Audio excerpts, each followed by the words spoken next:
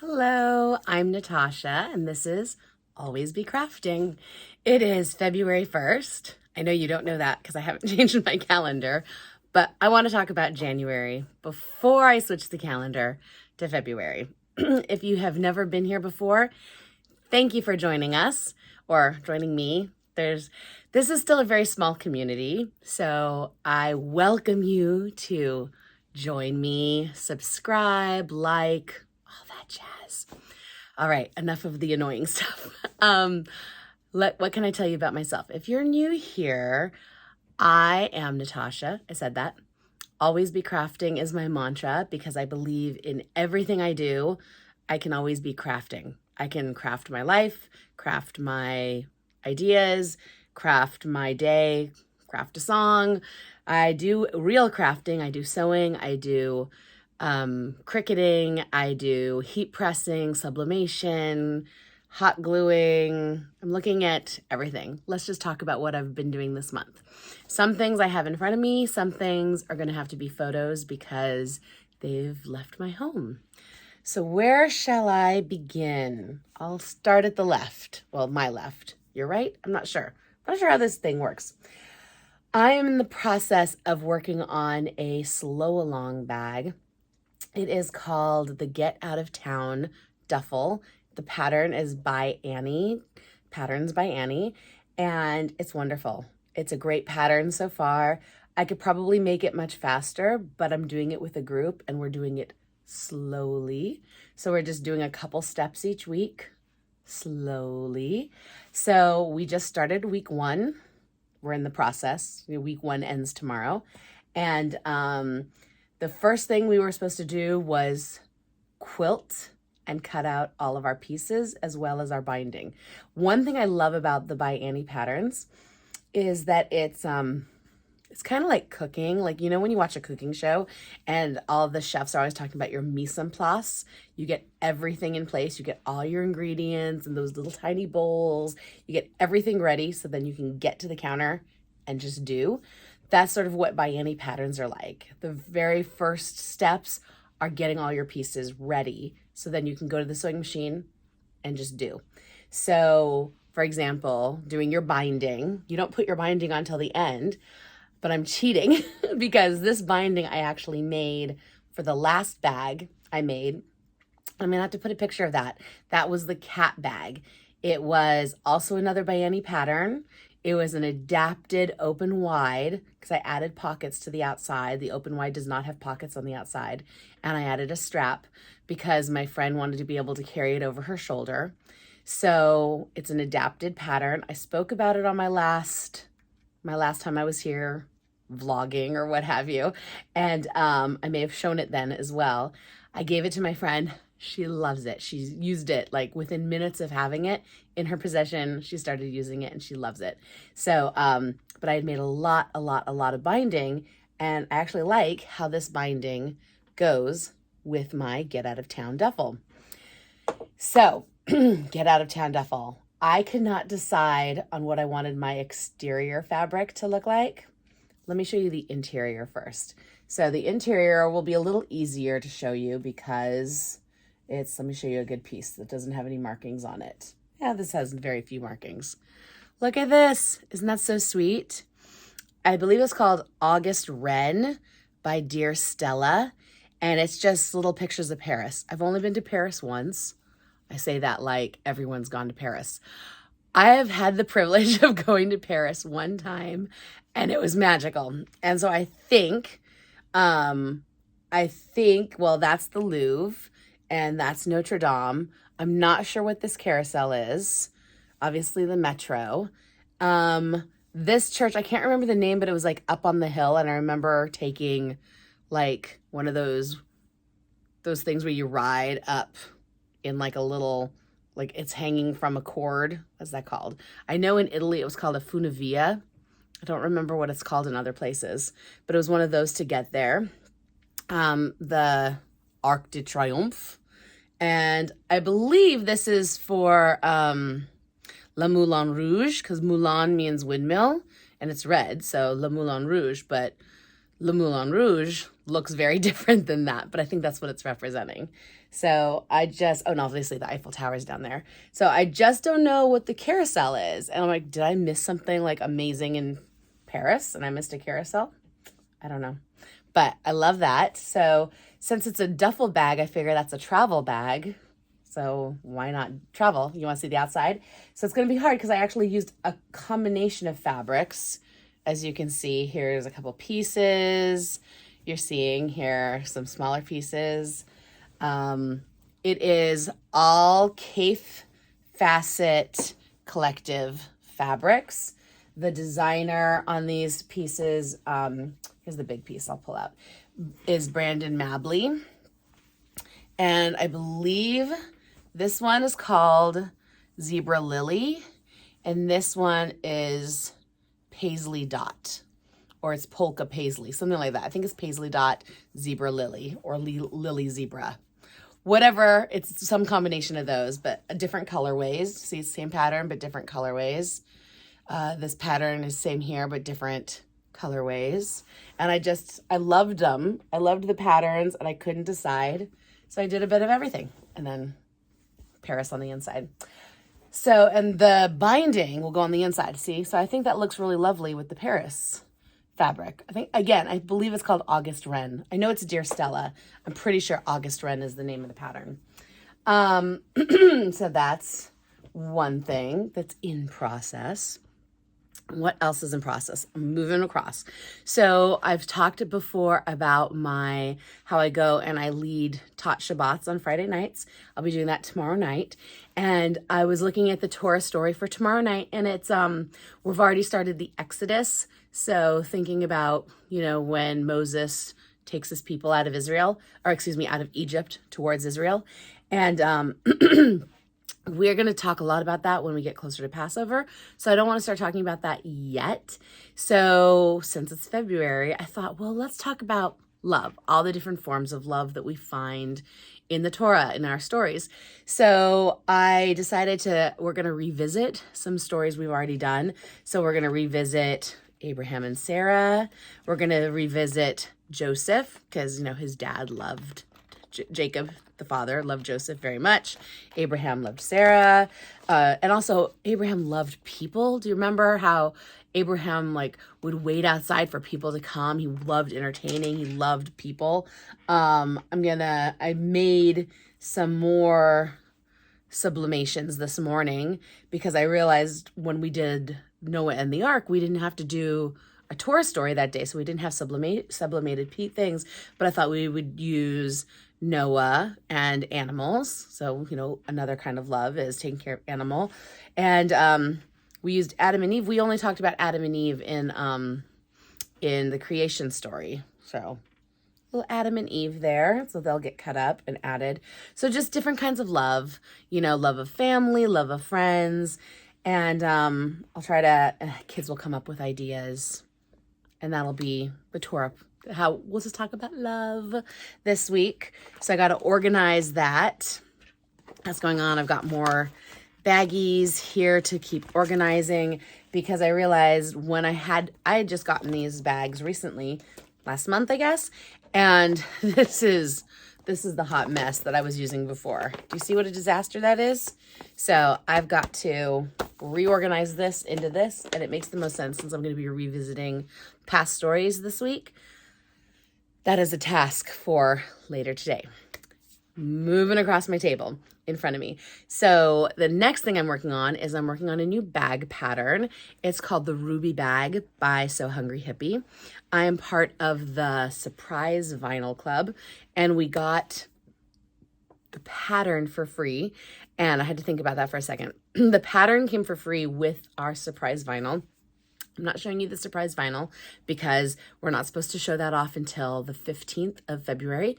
And so I thought, well, I'd like to try the bag. So before I try it on the surprise vinyl, why don't I see some of my materials? And I'm kind of thinking Valentine's Day, pinks. Well, I have some of this leftover Sherpa that's just hanging out.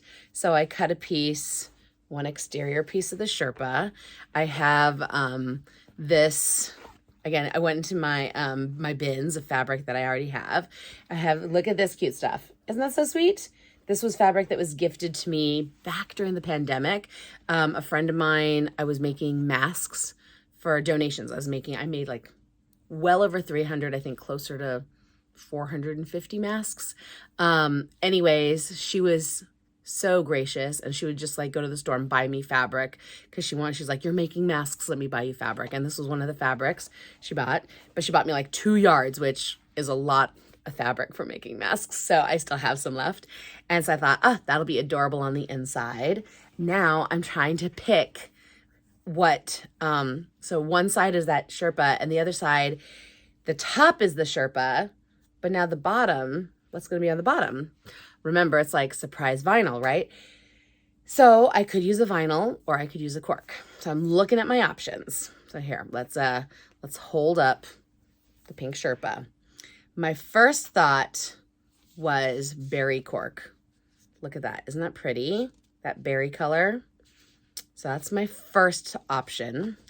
But I have a not so big cut of this soft vinyl. I believe the color is either called Ruby, like the bag is called Ruby, or the color is called Crimson.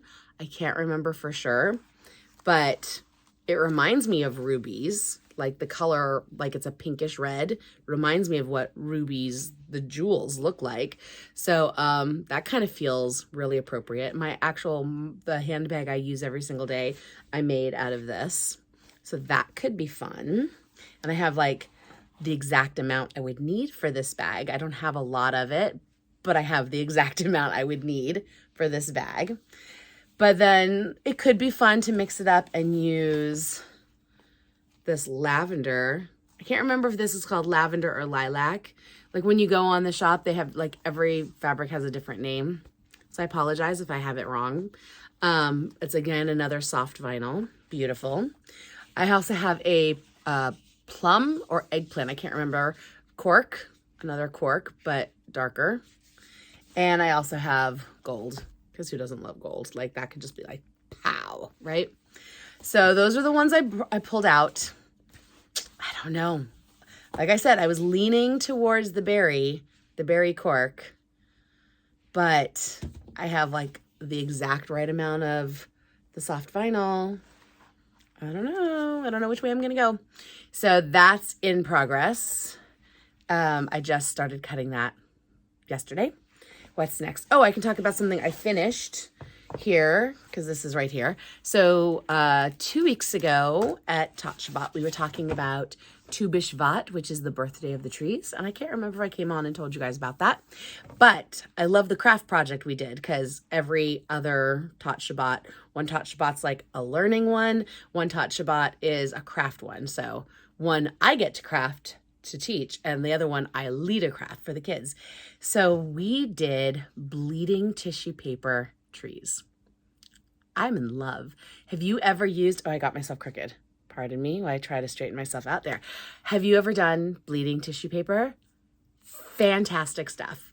So I'm not an artist at all, but here is my bleeding tissue paper tree. Isn't that so fancy?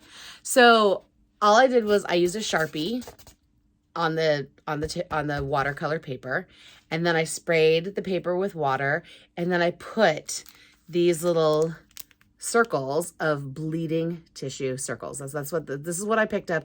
I got it on Amazon, but if you have an art store, go support your small businesses. And then I added more water, and look how gorgeous that is.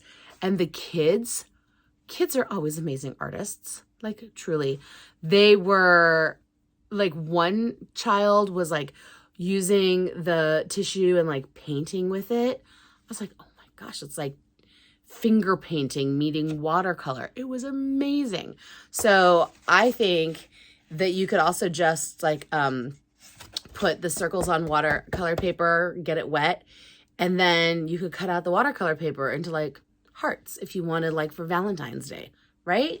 But just gorgeous stuff. So and I still have a lot. This was a pack of 480, and I used, I don't know, I kind of went crazy, but I probably used like 20 I used way more than I needed to. Some kids used 3, some kids used 15. I mean, they kind of went all over the place with it. But it was amazing. It was stunning. Like, seriously, like some of them I was like, I would frame that. It was so gorgeous. Next.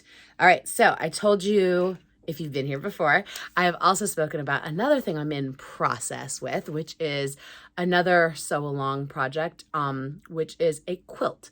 It is using, hold on, let me get my book. It is using the 100 Modern Quilt Blocks by Tula Pink. Sorry, I had to like reach over something. Here's the book. 100 Modern Quilt Blocks, Tula Pink City Sampler. So that means 100 different quilt blocks. This is the board for this week's blocks. It has been a crazy week. I'm not going to get all crazy into it, but we're supposed to do one a day.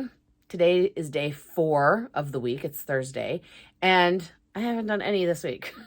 So I'm going to have to hustle up and do all 5 of them before the weekend, I guess. I'm going to try to do them before the weekend because I'm busy this weekend, but I'll show you the ones from the last 2 weeks. One person who's done the 100 blocks before suggested she had said that what she does to keep herself organized is she keeps a binder with sheet protectors, and then she just labels the sheet protector with the number of the block. So if she needs to like remember, oh, where's my block number 1, block number 2, she can recognize them. So that's what I did. So I'll give you a little tour of some of my blocks. I don't know if it's easy to see, but aren't those pretty? Obviously I'm using very colorful. So these were all kind of the same color palette. I'm going to start switching things up. I have chosen to use fabrics. This one was so stinking hard. Those little squares, little checkerboards. Oh my gosh, I almost went crazy. The beginning of the book is all crosses in case you sensed a theme. It's all crosses in the beginning. We're going to get into like half square triangles and more shapes, but like the first 20 blocks or something like that are all different kinds of crosses. Whatever. So that's the city sampler. I was saying something else. Oh, what I chose for myself was to use fabric that had no pattern. So that means it can't look like it has flowers or leaves or anything that could be discerned as a pattern that repeats. So all my fabric is stuff that looks like it could have been tie-dyed or alcohol inks or marble-y kind of things, because with such small pieces, I was afraid I was going to get caught up trying to get the exact right part of the pattern to highlight inside the block that I was cutting. And then that was going to like take a long time and kind of drive me batty. And I said, I'm going to just make that rule for myself. No patterns. I'm only focusing on color, and I'm just looking for high contrast. And I'm hoping that once all of them are put together at the end, that it'll feel really fun and vibrant. So that's my goal. That's what I'm working on. All right, so bag, moving across my table. Zentangle. I had spoken earlier in the month about another bag I made. I have to reach a little bit. I made my Bob Ross bag. It's so cute. I love Bob Ross. And on the back it says, "Happy little accidents." I love Bob Ross. Anyways, I made this and it came out almost a perfect square. And when it came out almost perfect square, I said to myself, Natasha, you know what else is square? Zentangle tiles are square.